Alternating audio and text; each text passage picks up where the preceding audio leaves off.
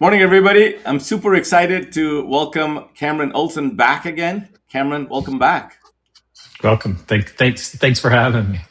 We had a great conversation last year. We spent most of it talking about what is TSD, and it was primer. But this year, we're going to double click a little bit what's going on into that ecosystem. But before we get going, it would be great if you would please take a minute and introduce yourself again. Yeah, Kameron Olsen. I am the owner and founder of a company called the Channel Advisors, and we help suppliers, SaaS and telco suppliers build out go-to-market strategies through the TSD channel. So let's double click on the last two words. What is a TSD channel? So TSD stands for Technology Solutions Distributor. A lot of people known it in the past as a master agent or the agency channel. Changed to TSD a few years ago. And really, the idea of a technology solution distributor started in the early 90s, but really got going in the 2000s, where telco companies were looking for people to resell their long distance services. And these brokers would go out and talk with companies and help negotiate long distance rates. And then they would get a cut, kind of commission based cut. So the contract goes directly between the supplier and the customer. And then there's a back end evergreen commission that comes out of that introduction. So last year we spent quite a bit of time on convergence, right? This triple D and a whole bunch of things that happened over a decade or two. And so what is the state of the union or state of the TSD channel today, if you have to describe on a macro level? I think the biggest thing that's coming, I think there's two, maybe three major forces. One is a lot like a lot of other industries, private equity has come in and really seen the disorganization of this channel and has really leaned in to aggregate. So we went from, 25, 30 master agents or TSDs back in the day. Now there's five major ones. They have come in and aggregated groups of technology technology advisors. So TAs is what we call them, and rolled up all their revenue into single entities. And we're starting to see more and more of the groups coming together for purchasing power, buying power, tools and resources within those organizations. The other big thing is the channel's getting a lot of attention. Suppliers are liking the model. They're realizing that direct sales models are really difficult to come into. They're expensive. They're a fixed cost for the most part. And they really like the variable cost sales model of selling through a distribution arm where commissions are only paid when deals are sold and installed and billing versus you have to pay all the upfront costs of a direct salesperson. So there's that. And then there's the convergence of AI. Everybody, you can't go more than 10 minutes without hearing somebody AI. And this industry is flooded with AI technology. Everybody is doing some sort of voice AI, agentic AI, trying to figure out how to help organizations grow their business or scale their business by using agentic AI methods. And so there's that complete platform uplift, usually in the tech stack of a lot of these organizations, and AI is at the helm of it. And the TSD channel and the technology advisors are really helping organizations figure out how to bring those into their people. So we're going to spend a lot of time on programs and platforms, therefore AI stuff. But let's go back a little bit, construct again at a macro level, like the way you did last time. Is that who are the players in the TSD channel? Let's start with the five TAs. Maybe you can use some names and brands. And who is the end buyer? And the rough nature of the ecosystem, who are the players in this? Yeah, so there's five major TSDs. There's Avant, Intelisys, Sandler, Teleris, and Apdirect. These guys hold contracts with probably 700 to 800 different suppliers, and they range from UCaaS, CCaaS, cybersecurity, cloud, network connectivity, and mobility. So that's really the technology verticals that they play in. And then there's probably somewhere, it's hard to say, between 10 to 15,000 technology advisors out there. It's hard to say because if you sell one circuit to your friend and you push it through the system, are you really a TA or are you just helping a friend out? So really active, productive technology advisors, there's probably 10,000 a year that maybe do business in the TSD ecosystem. The customers range. In reality, every technology advisor typically has a very ideal end user profile or an ideal customer profile. And they range everything from large enterprises. And I've seen contact centers sold to some of the Fortune 100 or Fortune 10 companies. I've seen network connectivity be distributed for some of those organizations. And I also know technology advisors out there have worked with hundreds of SMB businesses. They close 100 Comcast circuits in a month. So it varies and it ranges, but it's really built around those five major technologies. Although over the last couple of years, when you go from in the beginning, we were only selling network connectivity, we were only selling dial tone, but then you start adding all those technology stacks. The technology advisor has gone into a customer and said, they used to say, I'm going to help you save money on your internet or dial tone. And now what they say is, I'm going to help you solve your business problems by using technology. Those five technologies are great and they solve a lot of the problems, but they don't solve the entire stack. And so when a customer says, hey, do you do credit card processing? Or hey, do you do BPO? Or hey, do you do XYZ?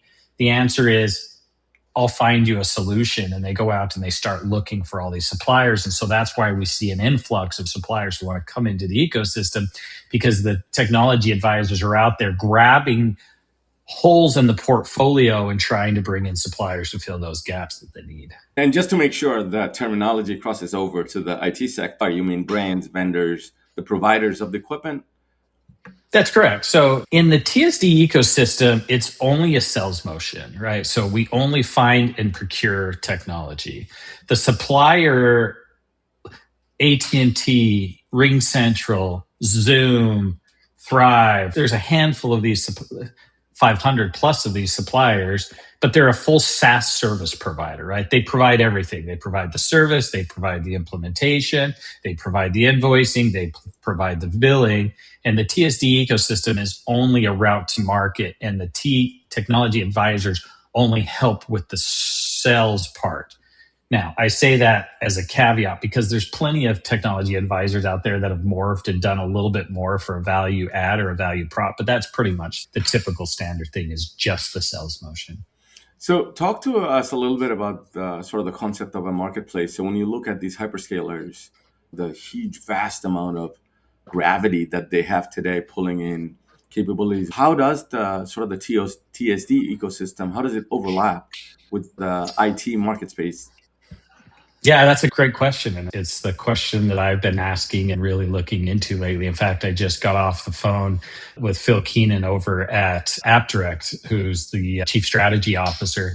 We had a great conversation about what is the future of marketplaces and where does the TSD come in, or the TSD ecosystem come into play. And I think his best analogy and example was, it's like, if you're going to redesign my office, thank God I got some help. But if I was to redesign it, I'm not a great designer. I don't really know colors, and I don't know furniture, and I don't know style. And, what I would do is I would go out and I would find an interior decorator that could help me piece everything together. And those interior decorators have marketplaces that they go to and they source the products for the customer. I see the future of the TSD space being that they're the interior designers of your technology stack. Tech is super confusing. It is changing faster than ever. It's just moving faster and faster. It needs to all integrate. People are getting so overwhelmed by the friction that is there between, hey, I got to use this app, and then I got to swivel chair to this app, and then I got to do this, and hey, that doesn't work. So there's so much going on in order to do your business, that having somebody come in and help you streamline your workflows, understand your standard operating processes within your organization, and find the tech that can help fix that friction point and help productivity of an organization, are the ones that are going to win in the future. When you talk about these sort of 15,000, 10 to 15,000 advisors, are they the equivalent of, when you look at the IT channel, or is there convergence also, like the managed service provider, a managed security service provider, then you have sort of the traditional VARs, and then, e-tailers, retailers. So what are the classification of these 10 to 15,000 groups of people? Yeah, I tell people all the time, if I worked for a tech company And if I was a person who had a skill set to fix or support to create a certified smart guy, I would leave and I would go create an MSP because the MSP is in the weeds. They work on the tech stack. They go in and do all the stuff. If I'm a salesperson, I don't do any of the tech. I don't push buttons. I don't clean up stuff. I just understand the language. I understand the technology and I understand the business outcomes. And my job is to translate those for C-levels, right? Hey, you want to have better communications with your customers. They're calling in, they're frustrated. You want to create a better level of service of when they come to you and by the time they leave, you provide a better experience for them. Hey, we're going to come in, we're going to bring a contact solution in, we're going to do sentiment analysis, we're going to escalate the calls, we're going to grab and integrate into your CRM and into your other applications. And we're going to give your agents the right information at the right time. In fact, with new AI, we can help make that all just done automatically. That's what the TA is doing. They're coming in and they're seeing business problems and they're seeing the technology and they're making the translations, how the two come together. So when you go through that motion in the sort of the traditional IT in the manufacturing space, a partner lifecycle management from a brand perspective is typically you strategize, you want to go after, then you recruit, then you onboard, then you got enable them, then you co-market, co-sell, then you pay them through incentives. What does that motion look like for these sort of 500 brands that you talked about trying to sell through these motion? How do they do those activities and what do you call them? What do you coin them? Yes, I think this is the quintessential reason why I started this organization. When I was the AVP of Teleris, and I would sit at events and I would talk to the channel chiefs or suppliers, I felt an unrest about their success in the channel, right? They were spending money, channel managers are expensive, MDF funds were being asked for, and they're like, I'm not getting a return.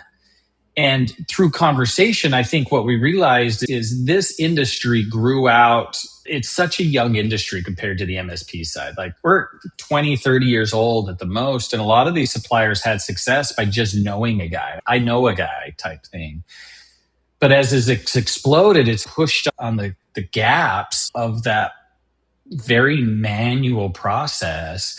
And they can't figure out where things are going wrong. So when I started this organization, the very first thing that I knew that this ecosystem needed was some sort of methodology, right? So you have challenger sales models, you have Sandler sales training, you have all of these models. But as I went and looked, there's nowhere anywhere that anyone has built a indirect sales modeling. And so I spent the good chunk of the first year having conversations, building what that looks like, having very strategic stages. And in reality, in the most simple form, a partner should go through a process just like a deal goes through a process. So you really have two pipelines, right? You have your customer pipeline, what everybody's used to. Salesforce is just out of the box set up for that. But you also have to create a pipeline of partners, right? You have to identify them. You have to reach out and connect. You have to do a really good elevator pitch to get to a discovery call. You have to learn who that partner is. You want to learn where they go. And then your solution presentation is how you as a supplier in the organization can help them realize their dreams, right? So once you do that and you put that plan together, and then you have a sales enablement path that hopefully you've built, hopefully your organization is mature enough to see that, hey, we have a roadmap to help that technology advisor be successful. And then you just engage, and then you do QBRs and you celebrate wins and you look at the losses and you redefine how to do things differently on the losses. And it's just like any other standard sales process. You just have to look at the partners as a pipeline. So when you look at on the IT segment or even manufacturing segment, there's a constant sort of recruit and churn, right? Whether it's through a structured approach, whether it's through sort of natural attrition process, and the channel is or go to market is always evolving. On the telco side or the technology solution provider side, these 10,000 partners or 500 providers, you said aggregation has happened. So do you feel like it has settled to a place? There's a decent amount of coverage. And are these numbers only for the US or are you talking about sort of global numbers? This particular sales motion, is very specific to North America. They're trying to do it in Asia. They're trying to do it in Australia. They're trying to do it in Europe. But you just don't have the same dynamic as we did here in the States because of the vesture of the telco systems back in the 80s. So the birth of that is really what gave this a lot more structure. On the other parts of the world, it's much more that like MSP style approach where it's a support and fix and they want it on their paper. This, they don't want it on their paper. They want to introduce you. They want you to sell it, and then they just want the money. They don't have the invoicing, the support, or any of those capabilities. So it's a little bit different sales motion. And it's typically here in the US, although it's starting to gain some traction worldwide. So, because when you look at sort of the G7 or G10, right, from a global economy, China is a whole different market on its own, and the complexity there is very different than our complexity here. But going back to these other countries, do you see any movements happening there, or predominantly there's so much happening here in the US, your focus is in the US? Yeah, it's funny to me. You see a lot of US companies trying to expand outside of the US, and then you have all these non US companies trying to come into the US. It's like we're just playing a little game of musical chairs, but there's success all over to be had. I just talked with a gentleman today who had a contact center solution that was coming out of Paris. But man, we probably got 100, 200 contact center solutions out there in the US today. So why do we need another one?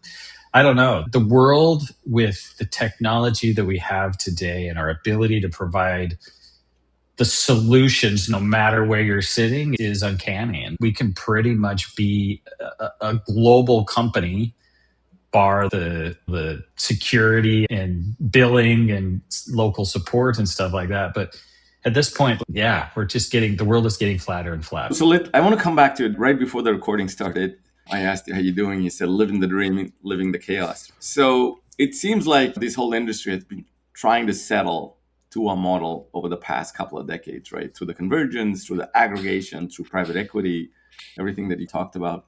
So can you describe the current moment? Because chaos is also opportunities, right? Mm-hmm. So how do you see on both sides of that coin today? What is happening? 2 or 3 things that to you come up that the brand should think about or the service provider think about that they're not thinking about, but exist today for someone to go after? We are moving so fast in technology, especially with AI. A year now is like 20 years, 10 years ago. It's just the time compression with what we're creating and what's happening and the speed of rate of change is just going faster and faster. I think there's a couple things that people need to start thinking about. Number one is context. AI only works in a world of context. So many people out there use it as a search engine, right? They go in, they open up a brand new chat and they put in a single prompt of, hey, how do I build a channel program? And then they get aggregated feedback and everybody's like, AI doesn't work. You can't go build a channel program or whatever using AI. Yeah, AI isn't meant to work that way. If you put something in, it's going to go to the World Wide Web and it's going to aggregate all the data and give you the next best thing. But if you go in and you have context and you put that through an AI engine, the output's just incredible, right? Yeah, you have to create it, but instead of 50%, you're probably 95 to 98%. So the question is really, how are you capturing data? Data that doesn't exist, new data you're creating, and how are you using that within the AI system? So we're creating a platform that allows you to put an application on the desktop and it captures everything an employee does for that context. So then you can really say, hey, what tools, what resources, what feature, what functionality do we need to fix friction point that we're capturing in real time? Hey, this person does this quote 50 times a day. It takes them 10 minutes to do it. We see through this technology, we can save them 8 minutes. 50 times 8 minutes. Like that person now doesn't have to do the things that they're hating anymore, which is data entry and working a computer. They can go do the stuff that actually brings job satisfaction and job value. And so I think making sure organizations are understanding their context of how their business actually runs, I think is super important. And I think the next piece is really AI gets its TAM from the employee workforce. The total addressable market is how much their employees cost on their P&L statement, right? That's the biggest line item there is. So if you are an organization and you're selling technology and you're not thinking about how the P&L line item of employees is being affected, how you can really recognize the value that you are providing in that space, it's no longer about saving them $50 on their internet bill. It's no longer about saving them a couple dollars on their UCAS bill. It's how much more productive can you make my employee with that technology? Because a $10 saving on a UCAS seat pales into comparison if you could double their output. So I think we really need to be shifting our mindset of what value are we really bringing to an organization on that particular line item. I love this topic. So let's stay here for a few minutes. So this point of context, right? It's also is driven by clean data, structured data, having an organizational skill sets. It's one thing to search your desktop that Claude can do and figure out certain task cleanliness or task automation. It's another thing to create a super brain in the organization that collectively stores past insight, current insight, even future foresights. So talk to me a little bit about going back to this whole journey that you started trying to solve what you felt didn't exist, a structured marketing motion, structured sales motion, structured delivery motion, because these organizations are more front centric, customer centric, unlike tech providers. What are the pieces that you think are evolving or opportunities to exist to create a clean set of data that goes above and beyond the person around workflows in marketing, around workflows in sales? So we go beyond from task automation to really creating an intelligent being that can help us at an enormous capacity that we have not been able to achieve as an organization. Let's take this podcast, for instance, right? I have my podcast. I have the Channel 2.0 podcast. I bring people on the podcast who are experts in their fields or people who are out there in the environment and they have pain points, they have friction, they have frustrations, they have desires, they have goals. If you capture that, and you have it transcribed, that's the food for AI. And through really good prompting, you can start pulling out the data that's valuable. Like the days of hiring some marketing firm to go out and to find what people need and what people want is not, it's not done the same. Of course, you can go out and you can do it, but like it's so easy today to go out and find your ideal client profile, go talk to them, ask them what their pain point is, and provide that value back to them. Everybody's willing to tell you what their pain points are, right? They're a little hesitant to tell you how much they'll pay for it, but they'll tell you the pain points, and then you show them how you're going to fix it, and then you negotiate price. I think we do a lot of that backwards today, and I think AI is going to flip that script. When everybody has the ability to create their own software, and you're no longer needing to go to a Zoom or to a Ring Central, and you just go to your bot and you say, hey, here's the context of how my business works. Here's the context of how I behave. Here's the context of how I do my job. Build me an application to fix this. And it does it like that. SaaS is dead. And now it's just a matter of token and token consumption. We have to start thinking in terms of like reverse engineering a lot of this stuff in order to stay on ahead of that curve. I compare it a lot like to a tidal wave or a tsunami. It's coming. And if you're not on that surfboard and you're not figuring out how to ride that and with the change and seeing how it's going to work, yeah, I think it will consume us. So I want to go into some specific use cases. So I'll give you an example. We've started to hold sort of group events, community events here among the founders in Silicon Valley, East Bay. And that community is growing. Now we have 600 plus members over the past 6 months, 400 plus are founders. So we had an event yesterday where we had a panel on what's happening to the product stack, right?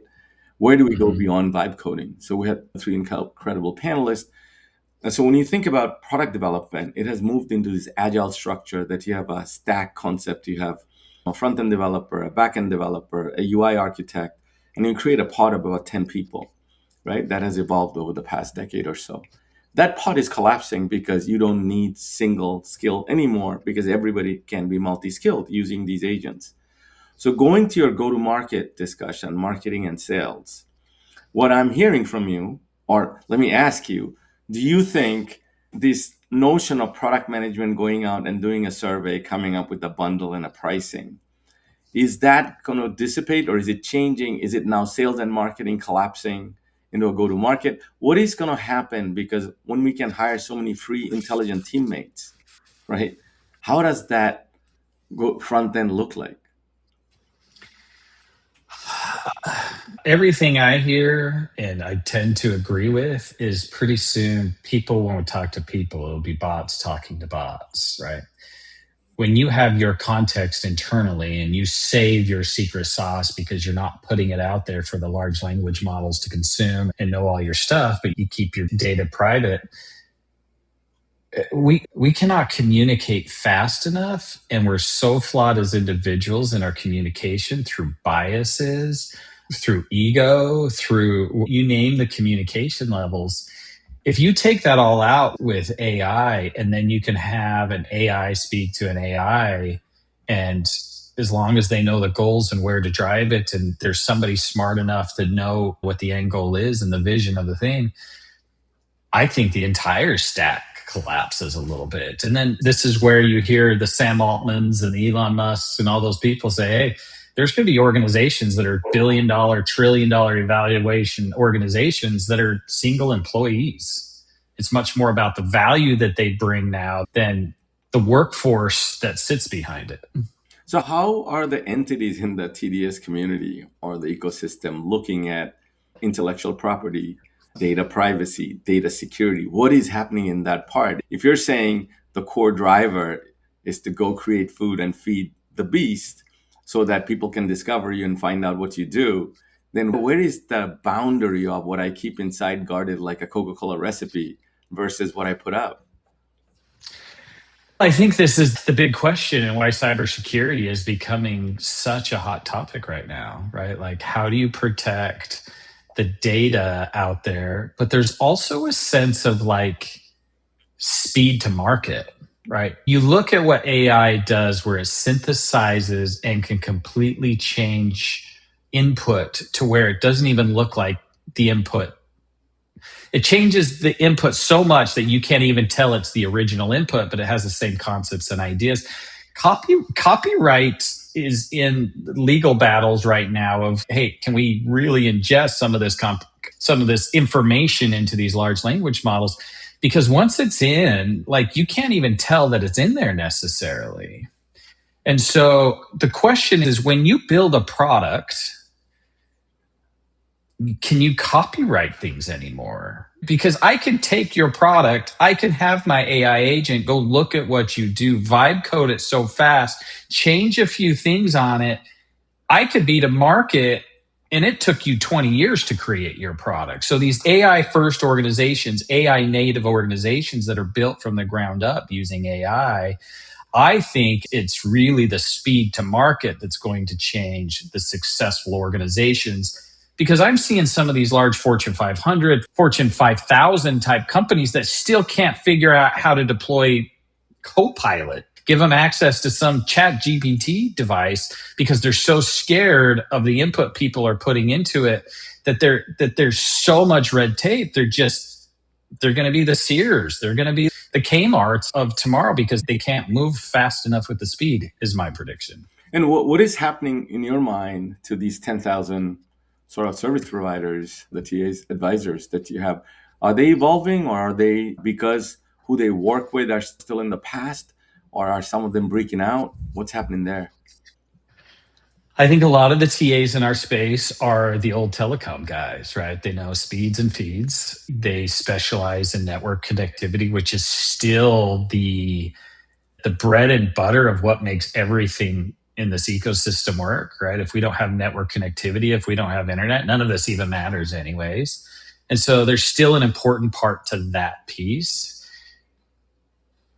But the transition to looking at what we're selling it as a organizational play, like, hey, I'm going to help your organization. Hey, I'm going to help increase productivity. I'm going to help create output.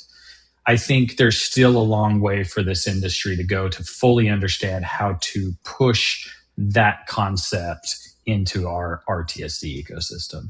So, from a new entrance perspective, are you seeing new AI sort of solutions and providers? Are they penetrating the market on their own, or because of the lack of adoption on inertia on the customer side, are the incumbent, do they have more advantage even though they may be slapping AI onto something that's 20 years old? Like, how does that dynamic at a macro level you think are playing out right now? For us, the easiest sell is the, hey, we already have a solution. How do we put it on steroids? Like, how do we inject something into it? So we're already selling contact center. So let's create the feature in contact center that when I get on the phone and call a business, there's an agentic AI person who is able to go grab information and speech to text stuff back to me, and there's a full conversation, and it's not with a real human being, right? That's the easy button for a lot of us. In cybersecurity, hey, we have an AI agent that's looking at mass amounts of data because it can aggregate data faster than a human eye, right? So there is a complete system-wide upgrade. We're struggling to try to figure out how to break out of those 5 technologies. Perfect example, I came to your neck of the woods for a startup organization that brings in companies and they bring in private equity and they do pitches. It's called Startup Grind. And I saw hundreds of companies that had all sorts of service level service provider, mostly all AI backed of some sort. And none of them were in the TSD channel. It was all sorts of other stuff. And I realized that we focus on such a small piece, but AI is not just to that piece. It's much more expansive in this space. I saw a specific company that was showcased by Andreessen Horowitz and that singularly broke into appointment scheduling for break fixes, like for automotive dealers. Apparently, 40% of the people, customers, consumers, they miss their oil changes anywhere between 4 to 12 weeks. That's lost revenue. So because you have to call in, talk to somebody. So this company pivoted from a horizontal solution that they were trying to go after enterprise. They literally call into using agents into dealer, did demo, and now they're close to about a $50 million in run rate revenue. So where are you seeing breakthroughs?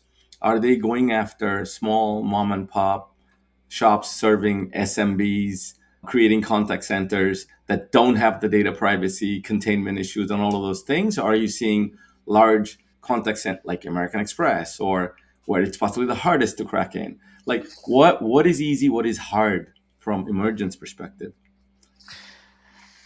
I think the large enterprises have a lot of red tape they have to pivot, so it's a little bit more difficult for them to ready, shoot, aim type approach, and so they're being a little more strategic.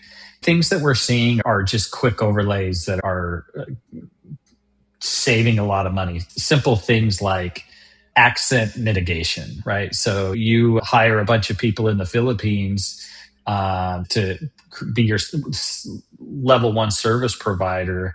People struggle with the accent. They don't really understand, right? They're having a hard time understanding their language. They have AI solutions that now just remove the accent. And now it creates a better customer service, right? Like they're looking at ways of reducing costs by outsourcing. Like the first thing you do is just, if you're outsourcing something, you should just look at how AI can do that. You're already outsourcing it. You already have the data protected. You already have all of that type of stuff. What are you outsourcing today, and how can you automate that with AI? I think that will be that first layer that people feel more comfortable with. So forward looking, as you said, minute is a million days right now. But if you forward look rest of the year, where are the 2 or 3 areas that you think are really gaining momentum from AI enabled or AI native applications wise? Places that are making, I think the ones that are winning, that are the ones that can have a proven track record to increase productivity. Like, how do you measure baseline? put the technology in, measure the new output. Is there a new baseline upgrade based on the technology? If you can do that, I think those are the ones that are going to win. And then are these sort of attached to existing solutions, or are these like RingCentral, Zoom, established providers? They're just bringing on more AI features as an add-on. That's where the chaos comes from, I think, because so many suppliers are going to market with a very niche product. You just brought one up about appointment reminders for oil changes, right? That's its own little supplier. But in reality, my guess is whoever owns that ERP system to those oil change companies are going to say, oh, you do 50 million, we're a $3 billion organization. We're just going to consume you and put you right into our product. And so the mergers and acquisitions are happening so fast that I see the employees from these organizations getting whiplash, right? It's really hard to go work for somebody. I know several of my friends who go into these organizations, they're building a channel program, they're owned by private equity, they dump a bunch of money, they find success, they sell, and then they fire everybody. Like it's the employee turnover, the relationship between supplier or between employer and employee, the trust is gone. My dad worked for the same organization for 45 years. You will not see that anymore unless you own the company. But even then, you're going to sell it. So it just doesn't happen that way anymore. So let's talk about the people. We talked about go-to-market. We talked about platforms. Where are you at, or what do you see things are at when it comes to people with the media narrative? Thousands of people are not going to have jobs, or it'll create so much opportunity, and we have to go to some sort of a income distribution system. Like, what is happening in the telco channel? First, I can't wait for a robot to come clean my house and mow my lawn.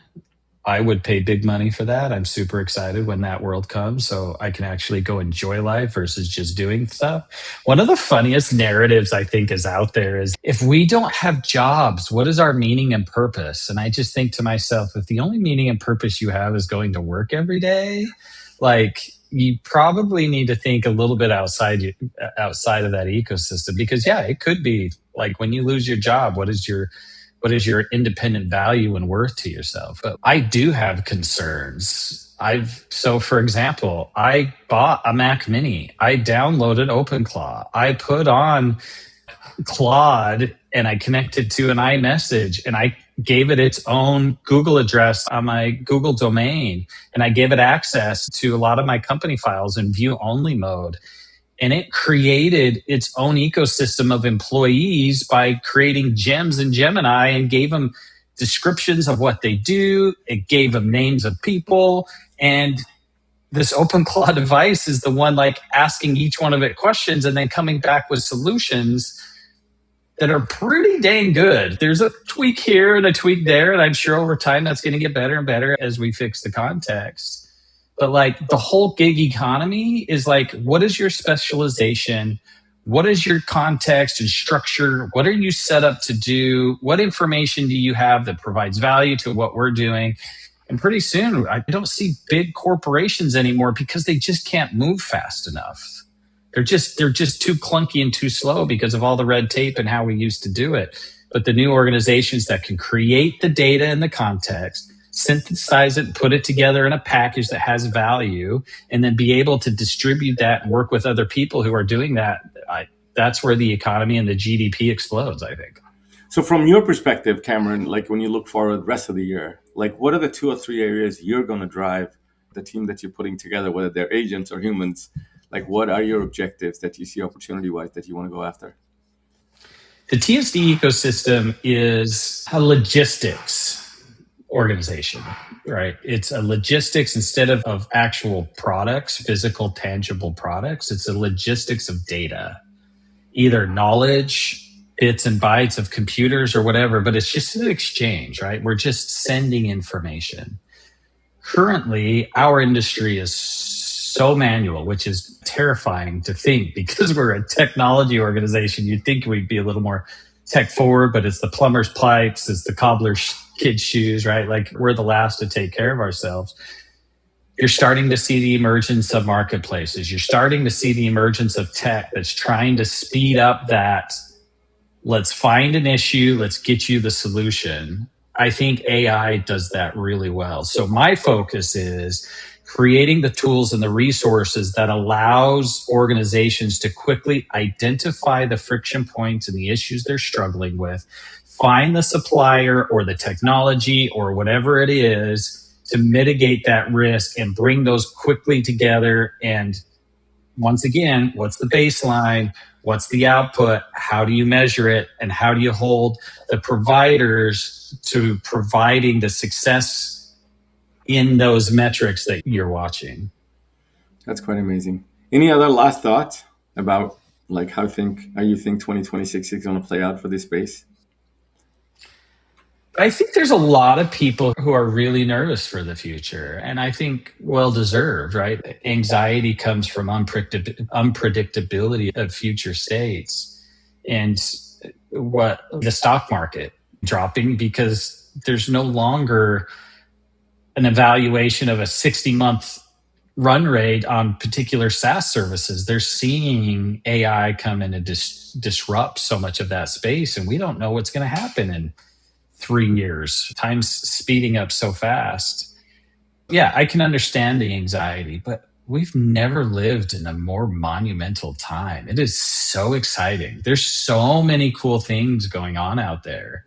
So many opportunities for you to pick up and understand. My kids struggle with AI and they get frustrated because that's what I like to talk about, right? And I finally sat my son down and I said, "What is it about AI that you're struggling with?" And he says, "I believe in a couple of years, we're going to look back just like we look at social media and we're going to say, for the most part, AI was bad for humanity." And I don't disagree that there's going to be negative ramifications, but I look at AI as a tool, just like a gun, right? Like we can ban guns because people kill people with them, but also we use guns to protect ourselves. We use guns to hunt for food. We use guns for a lot of good things too. We all need to like change the attitude of being so worried about the outcomes that are negative. Prospectively, we're all going to drive there. If we change the attitude of, hey, here's an opportunity for humanity to come back together, focus on the good and the outcomes of what this technology can do and band together to provide those outcomes, I think there's a bright future for all of us. Fully agree. With that amazing note, Cameron, we're going to wrap it up today, but I got to have you back to have maybe a third part on this same topic, see how some of the things are playing out. But thank you. Yeah. Thank you. Appreciate it.